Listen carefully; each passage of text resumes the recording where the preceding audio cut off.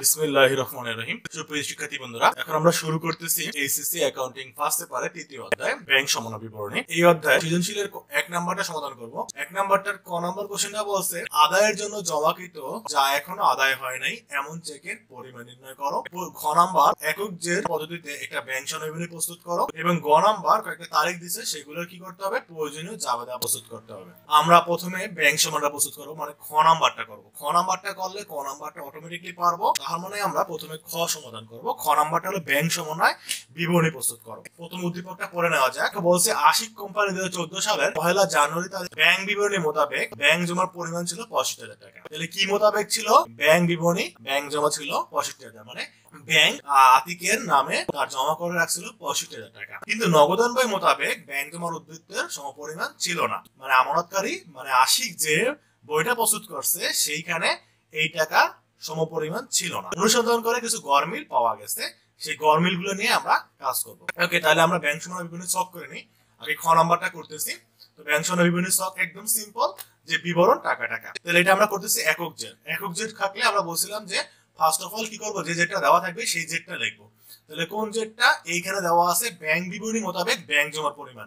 তাহলে ব্যাংক বিবরণী মোতাবেক ব্যাংক জমার উদ্বৃত্তটা আমরা বসাই দিব একদম লাস্ট কলামে 65,000 টাকা।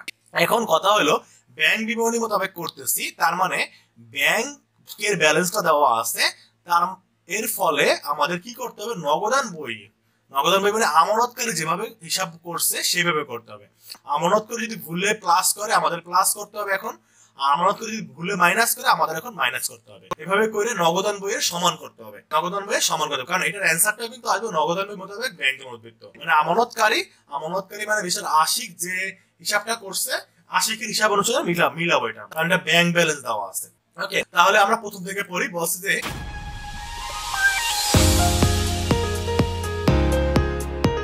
দোকানদারের নিকট হতে প্রাপ্ত 2,000, 2,500 এবং 3,000 টাকা তিনটি চেক আদায়ের জন্য ব্যাংকে জমা দেওয়া হয়েছিল, কিন্তু 1 জানুয়ারি তারিখের মধ্যে কেবল সেই চেকটি ব্যাংক কর্তৃক আদায় হয়েছে। তাহলে ব্যাংক আদায় করছে কোনটা? ব্যাংক আদায় করছে শেষ চেক। এই যে লাস্ট নাম্বার যে চেকটা আছে এই চেকটা ব্যাংক আদায় করতে পারছে, মানে 3,000 টাকার চেকটা ব্যাংক আদায় করতে পারছে, আর বাকি দুইটা ব্যাংক আদায় করে নাই। আচ্ছা, এখন ব্যাংক আদায় করে নাই কিন্তু নগদান বই তো প্রত্যেকটাই প্লাস করছে। যখন নগদান বই মানে আমানতকারী যখন কোনো চেক ব্যাংকে আদায়ের জন্য জমা দিছে তখন কিন্তু সে সবগুলোই প্লাস করছে, তার অ্যাকাউন্টে প্লাস হিসেবে দেখাইছে সে নিজে। তো ব্যাংক মাত্র একটা প্লাস করতে পারছে, তো ব্যাংক একটা প্লাস করতে পারছে, যার কারণে ব্যাংকের কি হয়েছে, বাকি দুটো প্লাস হয় নাই, মানে ব্যাংক আমানতকারী অ্যাকাউন্টে বাকি দুটো প্লাস করতে পারে নাই। তো যেহেতু আমানতকারী নগদান বইয়ে সবগুলো অন্তর্ভুক্ত করছে, তাই সবগুলোই এখন তার অন্তর্ভুক্ত করতে হবে। তাহলে এই দুইটা যেহেতু অন্তর্ভুক্ত করে নাই, কোন দুইটা? 2,000 টাকা এবং 2,500 টাকা, এটা যেহেতু অন্তর্ভুক্ত করে নাই, এখন এই টাকাটা অন্তর্ভুক্ত করতে হবে। তাহলে এই টাকাটা অন্তর্ভুক্ত করতে হবে মানে যোগ করতে হবে, কারণ আমানতকারী দুইটা যোগ করছিল, আমানতকারী সবই যোগ করছিল, কিন্তু ব্যাংক শুধুমাত্র লাস্টে এটা যোগ করছে।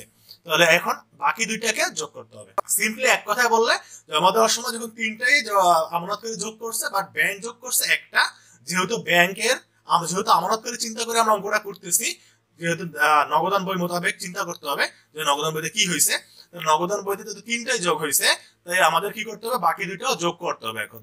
তাহলে এই দুইটা আমরা প্লাসের কলামে লিখবো। দেখো এইখানে কিন্তু দুইটাকে একসাথে যোগ করে বসেছে। দেখো জমাকৃত চেক আদায় হয় নাই কত, 4,500। আশা করি বুঝতে পারছো যে যেহেতু নগদান বই আদায় করছে সব, তাই এখন তাকে সব আদায় করতে হবে। এটা আমানত করে চিন্তা করে করা হইতেছে, কারণ ব্যাংক ব্যালেন্স দেওয়া আছে। ওকে, তারপর এটা 2014 সালের 10 জানুয়ারি তারিখে 2,000 টাকার একটি চেক পাওনাদারের বরাবর ইস্যু করা হয়েছে, কিন্তু আচ্ছা উক্ত চেকটি 10 ফেব্রুয়ারি তারিখে ব্যাংক হতে পরিশোধিত হয়েছে। এখন অঙ্কটা করতেছে না জানুয়ারি 31, এই জানুয়ারি 31 তারিখের মধ্যে আমাদের চিন্তা করতে হবে, পরবর্তীতে পরিশোধিত হলে এই চিন্তা করে লাভ নেই। তাহলে ব্যাংক পরে পরিশোধিত করছে, মানে ব্যাংক পরে পাওনাদারের কাছ থেকে টাকাটা কাটছে, বাট আমানতকারী কি করছে, আমানতকারী কিন্তু জানুয়ারি মাসে যখন হিসাব করছে তখনই কিন্তু সে এই টাকাটা তার অ্যাকাউন্ট থেকে কাইটা রাখছে, মানে মাইনাস করে দিছে নগদান বইতে। কিন্তু ব্যাংক মাইনাস করছে 10 তারিখ, ফেব্রুয়ারি মাসে 10 তারিখ গিয়ে। তো ফেব্রুয়ারি মাসে 10 তারিখ গিয়ে করলে তো হবে না, ঠিক আছে? তো হবে না আমার বলতে সেটা তো আর মানে আমানতকারীর বইতে কোনো চেঞ্জ হয় নাই, পরবর্তী চেঞ্জ করছে। তো 30 তারিখের মধ্যে কি সেটা চিন্তা করতে হবে, সরি 31 তারিখের মধ্যে কি হয়েছে সেটা চিন্তা করতে হবে। 31 তারিখের মধ্যে যেহেতু এটা কি হয় নাই, মাইনাস হয় নাই ব্যাংক হিসাবে থেকে, তাই এখন এটাকে মাইনাস করতে হবে, কারণ পাওনাদার এটা মাইনাস করে ফেলছিল, কারণ আমানতকারী এটা মাইনাস করছিল নগদান বইতে। তো এটাকে এখন আমরা মাইনাসে দেখাবো। এটা আমরা মাইনাসে দেখাবো। কত টাকা ছিল দেখো, এখানে টাকা ছিল 2000 টাকা, 2 নাম্বার এন্ট্রিটা। তো এখানে 2000 টাকা দেখো, এই 2000 টাকা বিস্বীকৃত চেক ব্যাংকে উপস্থাপিত হয় নাই, কারণ দেনাদার পাওনাদার সময় মতন হয় নাই, পরে হয়েছে, পরে হইলে কিন্তু হবে না, হ্যাঁ সময় মতন হইতে হবে। ওকে, ব্যাংক প্রাপ্য নোটের 3800 টাকা আদায় করছে। 3800 টাকা প্রাপ্য নোট আদায় করছে, নগদান বইতে লেখা হয় নাই। তো নগদান বইতে যেহেতু লেখে নাই, তার মানে এটা কি করতে হবে, আমাদের এখন লিখতে হবে না, নগদান বই লেখে নাই, কারণ আমরা তো নগদান বই যা করতেছে তাই করব। নগদান বই ভুল করলে ভুল করবো, নগদান বই সঠিক করলে সঠিক করবো, এক কথায়। নগদান বই এটা আদায় করতে পারে নাই, ব্যাংক আদায় করছে, বাট নগদান বই জানে না। তাহলে এখন আমাদের কি করতে হবে, এখন মাইনাস করতে হবে। তাই আমরা এটা মাইনাসে বসাই দিব, যে প্রাপ্য নোট আদায় হয়েছে যা নগদান বইতে লেখা হয় নাই।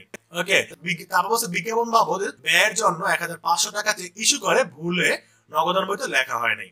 তো এখানে কি করা হয়েছে, চেক ইস্যু করছে, নগদান বইতে লেখে নাই। চেক ইস্যু করলে নগদান আমাদের নরমালি কি হতো, মাইনাস হতো, বাট নগদান বইতে এটা মাইনাস হয় নাই। তাই এটা কি করতে হবে, আমাদের আবার প্লাস করতে হবে, কারণ নগদান বই ভুল করলে আমরাও ভুল করবো, এটা হচ্ছে কনসেপ্ট। এই জন্য একক জয়ের মধ্যে আসলে সমস্যা আছে, ত্রুটিপূর্ণ বলা হয়, কারণ একক জয়ের তো আসলে সঠিকভাবে সংশোধন করতেছে না। নগদান বই ভুল করছে, এখন ব্যাংকেরও ভুল করতে হবে, এটাই কথা। নগদান বই তো এটা লেখে নাই, বিজ্ঞাপন বাবদ ইস্যু করছে, নগদান বই লেখে নাই, তার মানে নগদান বই মাইনাস করে নাই, কিন্তু ব্যাংক তো মাইনাস করে ফেলছে। যেহেতু নগদান বই মাইনাস করে নাই, ব্যাংক উল্টো মাইনাস করছে, তাই এখন আমার ব্যাংকে উল্টো প্লাস করে দিতে হবে। ব্যাংক এটাকে প্লাস করে দেখাবে যে বিজ্ঞাপন বাবদ চেক ইস্যু হয়েছে, ভুলে নগদান বইতে লেখা হয় নাই 1500 টাকা। ওকে, তারপরে বলছে ব্যাংক জমা সুদ 400 টাকা এবং ব্যাংক চার্জ 300 টাকা, নগদান বইতে লেখা হয় না, নগদান বইতে লেখে নাই, তারপরে আমরা এখন লিখবো না। ব্যাংক জমা সুদটা নগদান বইকে বাড়ায়, তাহলে এটা এখন যেহেতু নগদান বইকে বাড়ায় নাই, তাই এটা মাইনাস করো, ব্যাংক জমা সুদটা মাইনাস করো। ব্যাংক জমা সুদ নগদান বইতে লেখা হয় নাই 400 টাকা। আর ব্যাংক চার্জটা নগদানকে কমায়, কিন্তু যেহেতু কমায় নাই, কারণ নগদান বইতে এটা লেখে নাই, কমায় নাই দেখে এটাকে আমরা কি করবো, প্লাস করবো, কারণ নগদান বইতে এটা লেখে না। নগদান বইতে এটা প্লাস করতো, মাইনাস করতো, তাহলে আমাদের কোনো কাজই হইতো না। নগদান বইতে এটা লেখে না দেখে আমরা এখন কি করবো, প্লাস করবো, কারণ ব্যাংক আগেই মাইনাস করে দিয়েছিল। এবার সব প্লাস গুলো যোগ করলে হয় 6300, এটার সাথে যোগ করো 71300, এই তিনটা যোগ করলে 6200, এটাকে মাইনাস করো, মাইনাস করলে 65100। তার মানে ব্যাংক নিজে হিসাব করছিল 65000 টাকা, আর নগদান বই হিসাব করতেছে কত, 65100 টাকা। এইটাই হলো নগদান বই মোতাবেক ব্যাংক জমার উদ্বৃত্ত। কনসেপ্টটা আবারও ক্লিয়ার করি, নগদান বই ব্যাংক বিবরণী মোতাবেক যেহেতু ব্যাংক জমা দেওয়া আছে, তাই তোমাকে নগদান বই যা করছে তাই করতে হবে। নগদান বই যদি ভুলে প্লাস করে প্লাস করতে হবে, নগদান বই যদি ভুলে মাইনাস করে তোমাকেও মাইনাস করতে হবে। নগদান বই মানে আমানতকারী চিন্তা করতে হবে, আমানতকারী যা করছে ব্যাংক এখন তাই নিরুপায় হয়ে তাই করবে। হ্যাঁ, ক নাম্বার কোশ্চেনটা ছিল যে আদায়ের জন্য জমাকৃত চেক যা এখনো আদায় হয়নি এর পরিমাণ দেখাতে বলছিল। তাহলে আমরা দেখছিলাম যে প্রথমটার মধ্যেই ছিল আদায়ের জন্য জমাকৃত চেক 3টা ছিল, যার মধ্যে 2টা চেক আদায় হয় নাই বলছিলাম, লাস্ট একটা আদায় হয়েছে। তাহলে এই 2টা চেকের যোগফল লিখতে হবে। তো এখানে কি করছে দেখো, এখানে জমাকৃত চেকের পরিমাণ লিখছে 7500, মানে 3টা দেখাইছে, 3টা, এটা মানে এইটা বাড়তি দেখাইছে, দেখাইয়া পরে আবার কি করছে, ব্যাংক কর্তৃক আদায়টাকে মাইনাস করছে। তো এইভাবে করলেও হবে, তুমি এত পেন দেওয়ার দরকার নাই, তুমি যদি এরকম লেখো যে জমাকৃত চেকের পরিমাণ 2000 যোগ 2500 ডাইরেক্ট 4500, তাও হবে, কারণ এখানে সব তো জমা হয় নাই। অথবা তুমি এভাবে 7500 লিখে পরে আবার মাইনাস করে দিলেও, 3000 মাইনাস করে দিলেও তাও হবে। তাহলে যেভাবে করো তুমি। তারপর গ নাম্বার কোশ্চেনটা ছিল যে 3টা তারিখ ছিল, এগুলার প্রয়োজনীয় জাবেদা দেখাইতে বলছে। তাহলে তিনটা এন্ট্রি ছিল, 1, 3, 4 এবং 5, এই 3টার আমাদের জাবেদা করতে বলছে। তো 3টা জাবেদা, প্রথম দেখো প্রাপ্য নোটের সুদ এত টাকা আদায় করা হয়েছে যা নগদান লেখা হয় নাই। প্রাপ্য নোটের সুদ আদায় করলে জাবেদা কি, প্রাপ্য নোটের সুদ আদায় করছে, তার মানে এটা টাকা আসছে, ব্যাংক আদায় করছে, ব্যাংক আদায় করার ফলে এটা জাবেদা হবে ব্যাংক হিসাব ডেবিট, কারণ ব্যাংকে টাকা আসছে। আর প্রাপ্য নোট ক্রেডিট, প্রাপ্য নোট এবং সম্পদ হ্রাস পাইছে, সম্পদ হ্রাস পাইলে ক্রেডিট। তাহলে একটা সম্পদ বাড়ছে, ব্যাংক নামক সম্পদ বাড়ছে, তাই ডেবিট, আর প্রাপ্য নোট নামক সম্পদ কমছে, তাই ক্রেডিট। তাহলে আমরা প্রাপ্য নোটের ব্যাংক হিসাব ডেবিট, প্রাপ্য নোট হিসাব ক্রেডিট লিখবো 3800 টাকা। তারিখ কিন্তু ওই যে উপরের তারিখটাই হবে, এই যে 2014 জানুয়ারি 31। 4 নাম্বারটা, বিজ্ঞাপন বাবদ এত টাকার চেক ইস্যু করে ভুলে নগদান বইতে লেখা হয়নি। তো বিজ্ঞাপন বাবদ চেক ইস্যু করছে, এটা জাবেদা কি হবে, নগদান বইতে লেখা হয়েছে কিনা সেটা বড় কথা না, ব্যাংকে চিন্তা করা হয়েছে। চেক ইস্যু করা হইলে ব্যাংকে টাকা চলে যায়, তাহলে ব্যাংক হিসাব ক্রেডিট, আর এটা কিভাবে চলে যেতেছে, বিজ্ঞাপন বাবদ। তাহলে ব্যয় বিজ্ঞাপনটা ডেবিট, বিজ্ঞাপন হিসাব ডেবিট, ব্যাংক হিসাব ক্রেডিট, বিজ্ঞাপন ডেবিট, ব্যাংক হিসাব ক্রেডিট। তারপরে ছিল 5 নম্বর, ব্যাংক জমা সুদ এত টাকা, ব্যাংক চার্জ এত টাকা।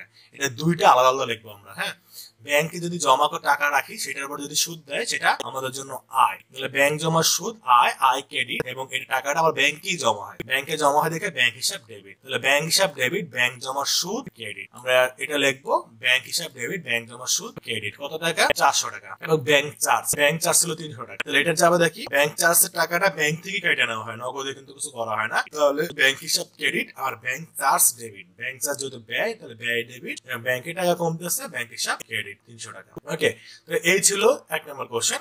এখানে কোশ্চেনগুলো অনেক সহজ আসে, ছোট আসে, এবং পরীক্ষা করার সময় তুমি অনেক ইজিলি করতে পারবে।